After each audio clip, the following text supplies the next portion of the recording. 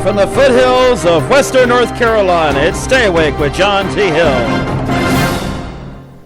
All right, it's the show again. I think we better change the name of this show because Stay Awake just doesn't really, resonate when you're doing it on a Sunday afternoon, which we've tended to do these shows more often at home instead of our remote studio. But we'll think about that. Anyway, welcome to the show. It is Father's Day. And here's the thing. I never had a father growing up. Not biological father. I mean, my granddad filled in, but he was well into his retirement by the time I was born. And, he was simply too old to really do anything with me to really be of a fatherly manner, So I never really had a dad growing up. You could say, well, your mom was your dad, but because she filled both roles, but my mom had enough irons in the fire, and it was. I could go into a whole discussion about my mom, about things that she did good and things that she didn't do good, but I'm not going to go into that. But the thing is, I've been asked every so often, about my dad, and the God's honest truth is I can't tell you whether anything other than that he was a guy that was born in 1932.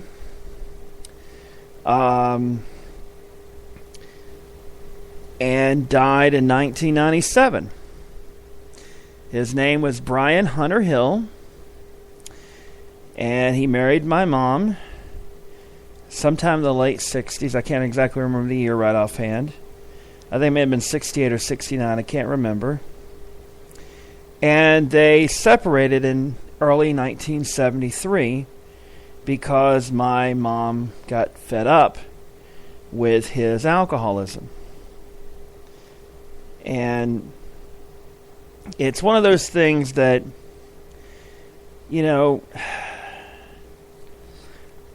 I'm not mad at him. I never really. How can you be mad at somebody you never knew? That's the thing. Let me get to the point essentially, and that is, about a year ago I wrote a poem about my dad. For a site called Yahoo Voices. And basically it's through their Yahoo Contributor Network, which I've not done anything lately for them. I need to really start doing some stuff. But here it goes. It's entitled To the Father I Never Knew. I remember seeing a picture of you as a child. My mom showed it to me from an old file. There you were, a beer in hand, sitting at a table. The story of your life, a cautious fable. See, she said the Navy made you an alcoholic. It made you depressed and melancholic. In early 73, she gave you a stark choice. The booze or her in her firm voice. You made your choice and she left soon after. You allowed beer to become your life's master. For nearly 25 years I never knew you. While I grew up, you downed brew after brew. Then V-Day 97, Mama told me you were gone. Cirrhosis of the liver, you died all alone. Never knowing me or my sister just down the road. You could have called, you could have showed up at our door, but you never came by. And now it's too late since you have died. Disappointment is what I felt for you when Mama told me the news. Not anger, not sadness, or not even glee. Just mild disappointment that you'd never meet me. It's been 15 years now since you passed. 5 years since my mom went to heaven at last. I wonder, do you ever look down to ponder the son you never knew living down yonder? Here's the thing about my dad. I think my dad suffered deeply from depression. I don't know if he suffered it as a part of the being in the Navy, or if he was depressed all his life. From everything I've been told about my dad, from my mom to other people, he was generally a good guy, except that he got into the alcohol. When things didn't go his way, in the sense of, and it was not one of those things where if something honked him off or somebody made him mad, he went straight to drinking. If excuse me, if say his job wasn't working out as well as he would have liked, and things weren't going that well, he'd climb into the bottle. And my dad went from job to job. He was an electrician by trade.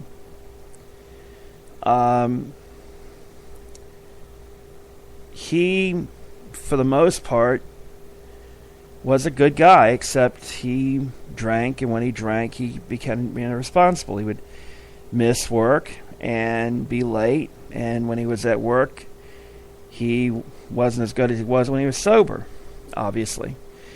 So he moved away to the Asheville area. I never knew the guy. I never saw him. My mom has said twice in my life I stood behind him at a grocery store. She was scared that something would happen.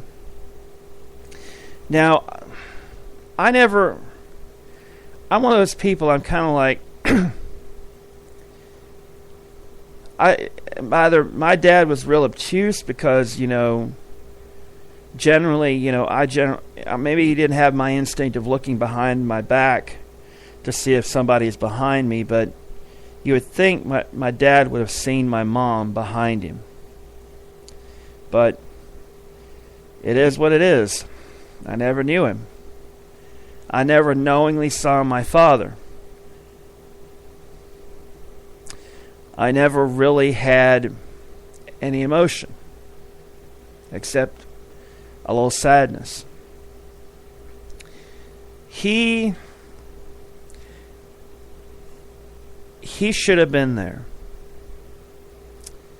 If for any other reason, just to hear me out and just to motivate my crazy little mind back in the day.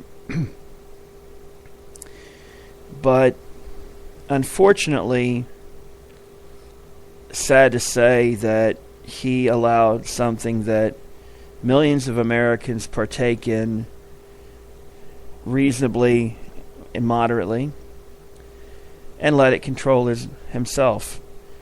And I'm not one of those people that think alcohol is evil here. Alcohol, if alcohol hadn't been around, he would have done something. He would have been obsessed with something. He would have been addicted to something. Drugs, smoking, food, anything like that. And you can't let it be your master. And the sad part is, it did become his master. I wish that wasn't the case, but unfortunately it was. And he's been dead for 16 years. And I'll never forget when my mom told me of his death. It's Valentine's Day, 1997. I was walking from my room outside, and my mom walked up to me and said, "John T., your father's dead." And I looked at her and said, "Oh, okay." I'll be honest with you. I used that as an excuse to get 3 days off from my job.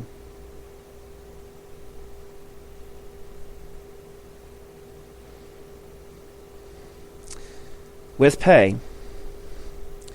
Kind of felt a little guilty about it, but to be honest with you, I wasn't really thrilled with the job anymore. I liked some of the people, but retail gets to you after a while, in my opinion. But the sad thing was, I had no emotion at that moment.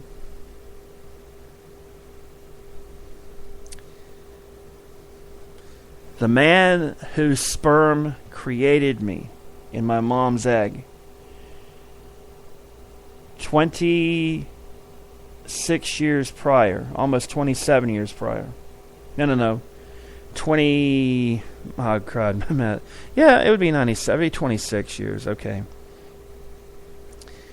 He was gone.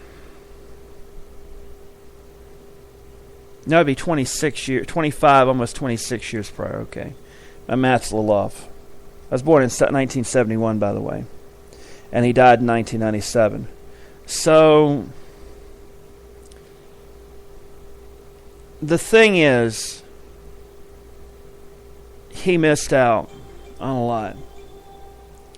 He missed out on seeing my niece born.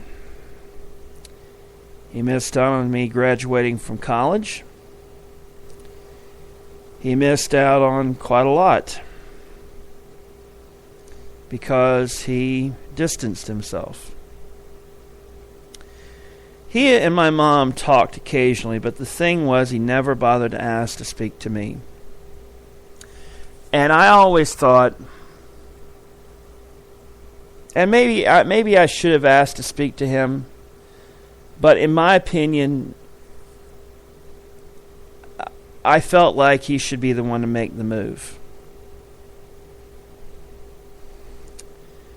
You know, it's just one of those things. I mean, I felt like that if he didn't want to talk to me, I didn't want to talk to him. Anything personal. It's just that, you know, if he chooses to not be involved in my life, so be it. Unfortunately, he chose to stay away. My sister had some issues with his passing. I never did. I never had any I never had any issues. And I look back at that and I wonder,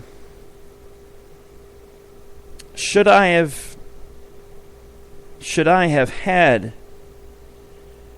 some thoughts about it? Should I have done something? Should I have made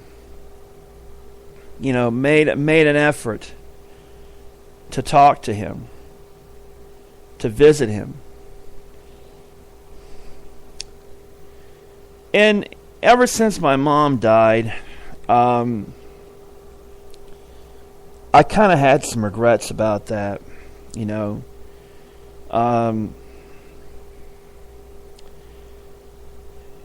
It's one of those things that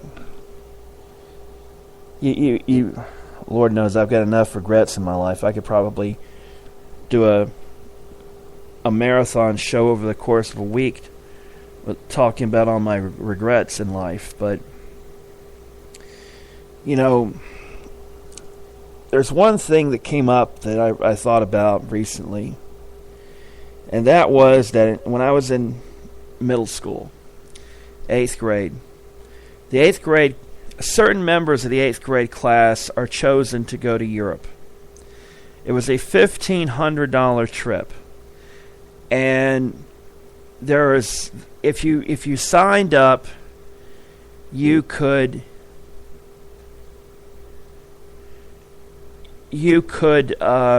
go for a week during Easter break. You had to take some classes, some language classes and whatnot. I remember my mom being on the phone with my dad asking him for the money, and my dad didn't have the money. I found out years later that my dad had actually took the time to look at everything he had. He was going to sell stuff that he owned that he didn't necessarily need, and try and pay for my trip. Not just the $1,500, but spending money and whatnot. He didn't have it. My mom told me on her deathbed about this story.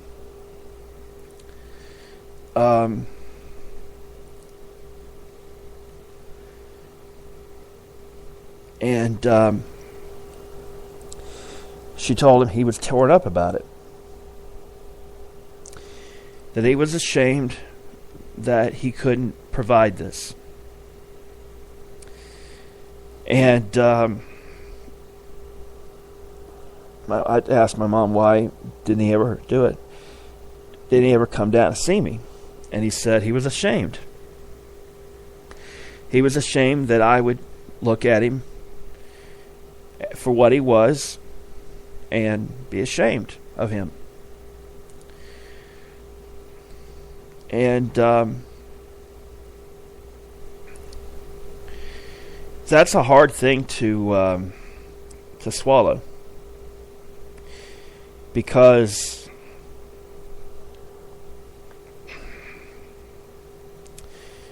there are times in my life where plenty of times I've felt like I've not lived up to my potential.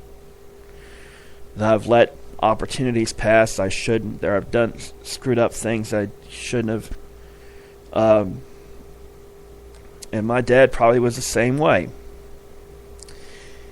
He had all sorts of opportunities that he could have taken advantage of, and he didn't. He was a smart guy. But he was a guy that basically, was misunderstood. He didn't know how to express his intelligence. And being depressed does tend to bring out the worst in you. And I know about addictive personality because my addiction is food. I eat too much. And I eat when I'm bored, I eat when I'm sad, I eat for the sake of eating it. There's something new to try at the restaurant, I'll give it a shot. And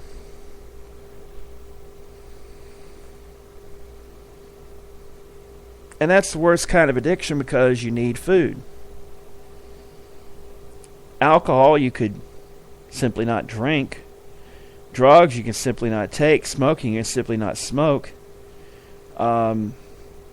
Sex, you can simply abstain. Food addiction, can't really do anything, but that's the most difficult of all.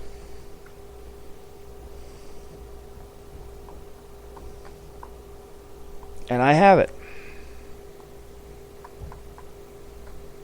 I've had it for a long time.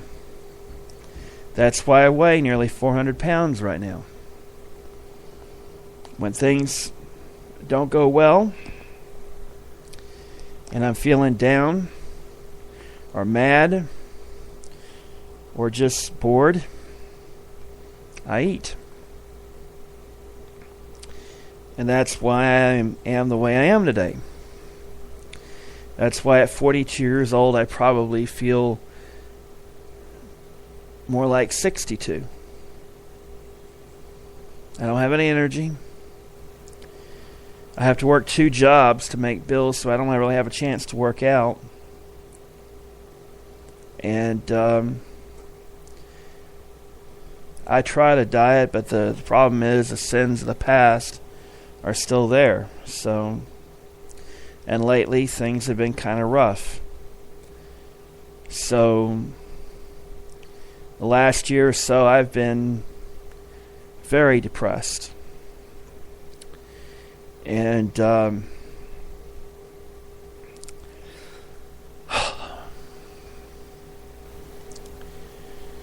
thing is, all I've ever really wanted in life was to have a good job, a good wife, some kids, nice house, nothing fancy or anything like that, but just something like that. Wasn't interested in doing anything huge, just something, a job that was very interesting and rewarding, both creatively and to some extent financially. Not rich, but I wouldn't be hurting, financially, like I am right now.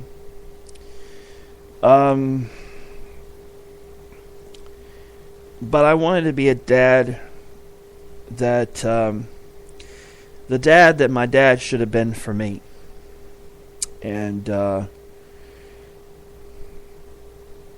thought I had that chance a few years ago. I met a woman I thought was going to be my wife.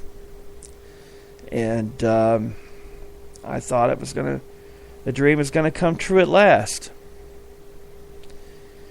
Sadly, for reasons I will not go into here, it didn't. And a lot of folks don't seem to understand why it still hurts me all these years later.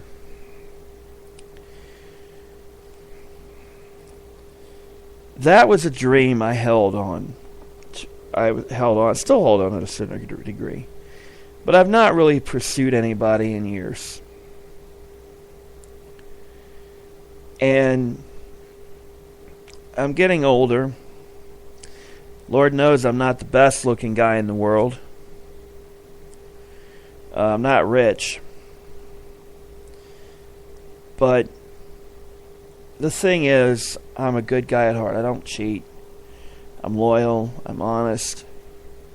I'm compassionate. But unfortunately, I'm somewhat jaded. And I just don't know if I could ever open my heart up again to anybody like that. It hurts. It really does. I wanted to have the kids playing football and baseball and basketball and soccer and other sports and such, and doing the musical things and doing well in school and being geeks and whatnot, getting them into sci-fi and all that, and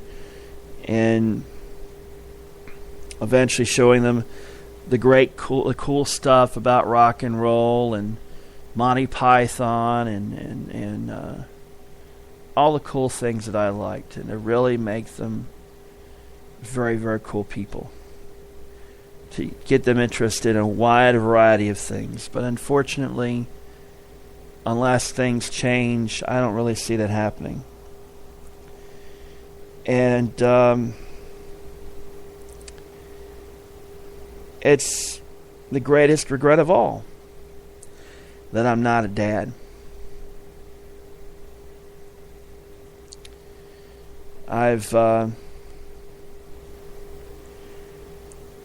suffer from depression. I suffer from just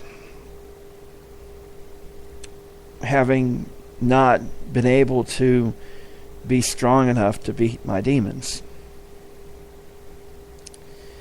And that's the problem. I have the same demons in a sense that my father had. Except my problem was not with alcohol, and mine was with food. And mine is also with a lack of confidence. You see that, when I was a kid, I was very smart. So smart, in fact, that I probably should have been a child prodigy or something. I should have been one of those kids that you hear about every so often that graduates from high school at 13, graduates from college at 16, gets his master's or her master's by 18, and has her doctorate by 21. Well, I also wasn't the most sociable kid. And back when I was going to school, there was concern about making sure kids were socializing properly. That it wasn't just about ABCs, it was about socialization, making sure they fit in with a crowd and such. And my mom, once upon a time, tried to get me skipped a grade or two, because it was clear to my teachers that I was easily able to handle material that the second graders were dealing with. I remember one time my kindergarten teacher handed us books to do, our math books. This was supposed to be our math assignment. There were 4 problems per page, and there were several pages in the book. And she said, do the problems in the book. She didn't say 1 page. All the kids did 1 page. I did the whole book. The thing was, I did the whole book in the same time the kids in my class did 1 page. I was literally going through it and doing the problems. The teacher wasn't happy with me. Looked at the problems. I got every single one of them right.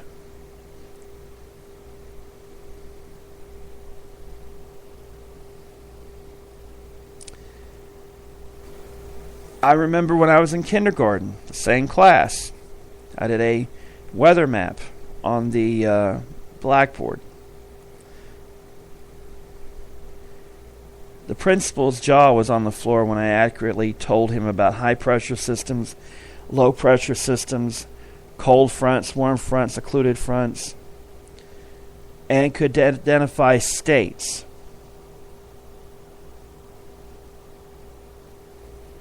This is back in the day where weathermen actually drew the maps on dry erase boards.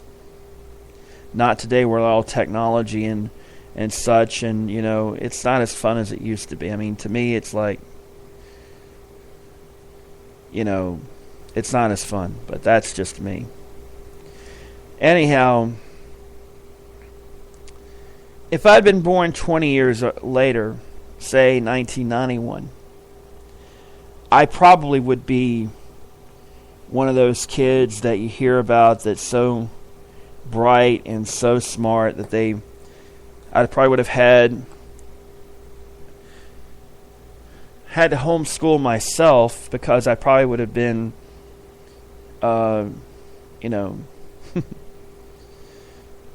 it's one of those things. I have a lot of regrets, folks. And there are people say, yeah, you got many years to go, and it's just like, I know I do, but it's just trying to find the time in my schedule to get to school, find the money to go back to school and do everything that I want to do. And there's a bee in here, I think.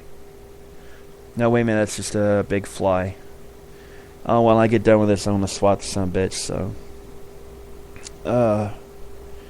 Yeah.